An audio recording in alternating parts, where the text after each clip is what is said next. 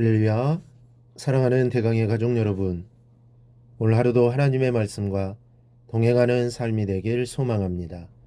오늘 함께 나눌 하나님의 말씀은 룻기 1장 19절에서 22절 말씀입니다. 이에 그 두 사람이 베들레헴까지 갔더라. 베들레헴에 이를 때에 온 성읍이 그들로 말미암아 떠들며 이르기를 이가 나옴이냐 하는지라. 나오미가 그들에게 이르되 나를 나옴이라 부르지 말고 나를 마라라 부르라. 이는 전능자가 나를 심히 괴롭게 하셨음이니라. 내가 풍족하게 나갔더니 여호와께서 내게 비어 돌아오게 하셨느니라. 여호와께서 나를 징벌하셨고 전능자가 나를 괴롭게 하셨거늘 너희가 어찌 나를 나옴이라 부르느냐 아니라. 나오미가 모압 지방에서 그의 며느리 모압 여인 룻과 함께 돌아왔는데 그들이 보리 추수 시작할 때에 베들레헴에 이르렀더라. 아멘. 시어머니와 절대로 헤어지지 않겠다는 룻의 단호한 태도 때문에 나오미는 어쩔 수 없이 룻을 데리고 베들레헴으로 향합니다. 그들이 도착하였을 때 사람들은 이구동성으로 나오미를 알아보았습니다. 이가 나오미가 아니냐라고 합니다. 이때 나오미가 이런 말을 합니다. 나를 나오미라 부르지 말고 나를 마라라 부르라. 이는 전능자가 나를 심히 괴롭게 하셨음이니라. 내가 풍족하게 나갔더니 여호와께서 내게 비어 돌아오게 하셨느니라. 여호와께서 나를 징벌하셨고 전능자가 나를 괴롭게 하셨거늘 너희가 어찌 나를 나옴이라 부르느냐. 이 나옴이는 즐거움이란 뜻이고 말하는 괴로움이란 뜻입니다. 즉 다시 말해 여기에는 나오미가 고백하는 두 가지 의미가 있습니다. 첫째는 하나님께서 고통을 가져다 주셨다는 뜻입니다. 21절에 여호와께서 나를 징벌하셨고 전능자가 나를 괴롭게 하셨거늘, 전능자가 나를 괴롭게 하셨거늘, 이 말씀은 원어로 직역하면 여호와의 손이 나를 비통하게 만들었다는 뜻입니다. 그리고 13절에는 여호와의 손이 나를 치셨다라고 고백했습니다. 지금 자기가 당하고 있는 이 고통이 하나님의 섭리 속에서 이루어졌다는 사실을 시인하고 있는 고백입니다. 즉 하나님이 나를 치셨다, 하나님이 나를 비통하게 만드셨다는 겁니다. 나오미는 환난과 고통을 당하면서 그것이 자신의 죄악으로 인해 하나님께서 내리시는 징벌이라는 사실을 깨닫고 그러한 고통을 받아 마땅한 자신의 죄악을 깊이 뉘우쳤던 것입니다.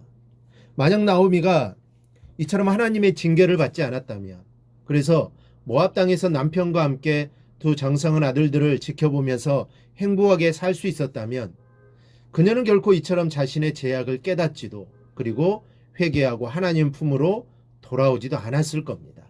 그리고 결국은 그 이방 땅에서 하나님과 무관한 자로 살아가다가 허무하게 인생을 마감하고 말았을 것입니다. 이처럼 하나님의 징계는 하나님 백성들로 하여금 자신의 죄악을 깨닫고 회개하여 더욱 성숙된 신앙으로 나아가게 합니다. 바로 이것이 하나님께서 당신의 백성들을 징계하시는 목적입니다. 결코 당신의 백성을 멸망시키기 위하여 징계하시는 것이 아닙니다. 또 그 징계를 인하여 회개하고 죄악에서 돌이키면 즉시 그 징계를 거두실 뿐만 아니라 이전의 모든 축복된 삶을 회복시켜 주시는 것입니다. 그래서 히브리서 기자는 무릇 징계가 당시에는 즐거워 보이지 않고 슬퍼 보이나 후에 그로 말미암아 연단할 자에게는 의의 평강한 열매를 맺는다라고 하였습니다.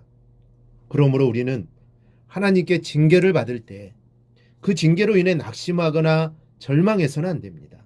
오히려 징계를 받을 때 하나님이 나를 아직도 사랑하시구나, 그래서 징계를 통하여서 영원한 멸망에서 건지시려는 하나님으로 인해 우리는 감사해야 합니다. 그리고 즉시 제약된 길에서 돌이키는 자가 되어야 합니다. 그럴 때 하나님께서는 우리를 더욱 기뻐하셔서 우리의 모든 죄를 도말하시고 우리에게 더할 수 없는 큰 은혜와 복을 내려주실 것입니다. 이렇게 하나님의 섭리하심을 바라보는 자세가 바로 성도의 자세입니다. 여러분, 하루하루 벌어지는 인생의 일들을 어떤 시각으로 바라보고 계십니까? 운명론 쪽으로 보십니까? 아니면 하나님의 섭리로 보십니까? 여러분이 당하는 모든 기쁜 일 또는 슬픔들, 이 모두가 하나님의 섭리로 이루어졌음을 고백하시기 바랍니다. 이 섭리의 신앙이 있을 때 나의 죄된 모습을 발견하게 되고, 그리고 하나님과의 관계가 회복될 수 있습니다. 그리고 하나님의 능력을 우리가 찾게 되는 것입니다. 둘째는 모든 것을 하나님께서 걷어가셨다고 고백합니다. 21절에 내가 풍족하게 나갔더니 하나님 여호와께서 내게 비어 돌아오게 하셨느니라. 내가 풍족하기 시작하였으나 결국은 빈 껍데기만 남았다는 것입니다. 이 말만 들으면 나오미에게 완전한 절망만 있는 것 같습니다. 그런데 하나님은 그렇지 않습니다. 텅 빈 그녀의 삶을 이제 앞으로 룻과 추수라는 상황을 통해서 풍성하게 채울 준비를 하고 계십니다. 그러므로 하나님을 믿는 자에게는 완전한 멸망이란 있을 수 없습니다. 하나님께서는 길을 다 예비하고 계시는 겁니다. 그런데 나오미는 지금 상황을 보고 이렇게 하신 분은 여호와시라고 고백합니다. 즉 하나님이 하셨다는 겁니다. 여러분, 이 말씀으로 보아 하나님의 역사는 풍족하거나 빈곤한 것에 달려있지 않다는 것을 배우게 됩니다.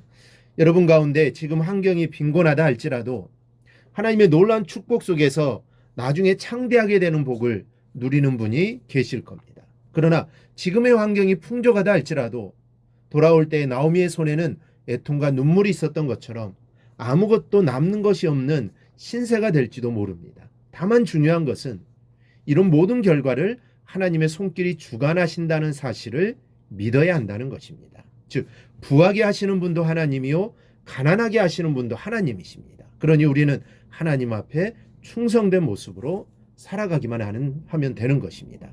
우리는 인간의 생사화복을 하나님께서 주관하신다는 사실을 잊지 말아야 합니다. 우리의 삶은 하나님의 손에 달려 있습니다. 그러므로 하나님을 절대로 떠나서는 안 됩니다. 하나님의 품 안에 있어야 합니다. 그래 훗날 고백하기를 하나님이 나를 치셨도다 라는 고백이 아니라 하나님께서 나에게 넘치는 복을 주셨다라는 고백을 드리시기를 주님의 이름으로 축원합니다. 오늘 묵상한 말씀을 굳게 잡고 삶으로 실천하며 살아내는 대강의 모든 성도들이 되기를 축복합니다.